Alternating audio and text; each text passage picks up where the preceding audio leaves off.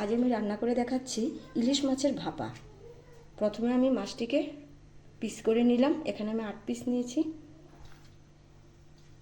এখানে 4 চামচ সর্ষে বাটা আর 4-5টা কাঁচা লঙ্কা বেটে নিয়েছি। এখানে 3টে গোটা পেঁয়াজ কুচি করে নিয়েছি আর 4টে কাঁচা লঙ্কা রেখেছি। এখন আমি বক্সটাতে এই মাছগুলি দিয়ে দেব। একটু নুন মেখে মাছটিকে নিয়ে নিচ্ছি।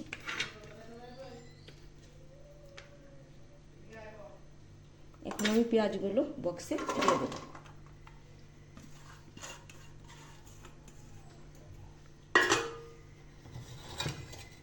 তারপর সর্ষে বাটা কাঁচা লঙ্কা বাটা দিয়ে দিলাম।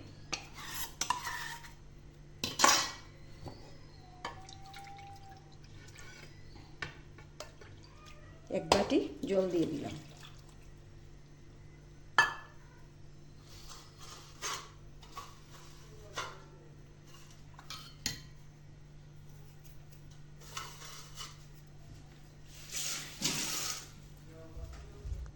স্বাদ মতো নুন দিয়ে দিলাম। তারপর একটু নেড়ে চেড়ে এটাকে গুলিয়ে নেব।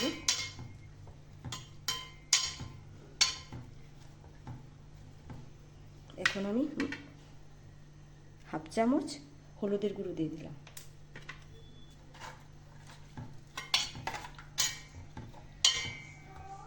এখন আমি দিয়ে দেব মাছের পিসগুলো।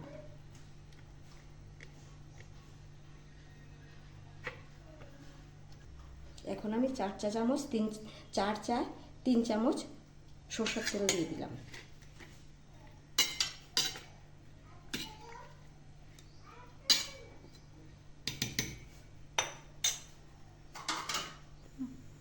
এখন আমি এটাকে ঢেকে নেব। এখানে উনুনে কড়া বসিয়েছি, এটাতে কিছুটা জল দিয়েছি। তারপর এটাকে আমি দিয়ে দেব যেন ওটা ডুবে না যায়।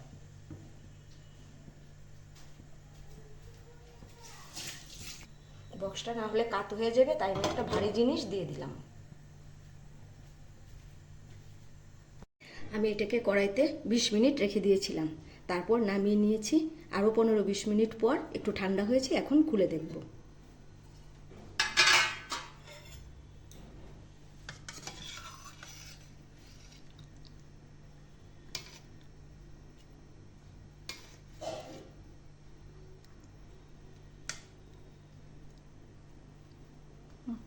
হয়ে গেছে এখন রান্না আমার সর্ষে ইলিশ ভাপা।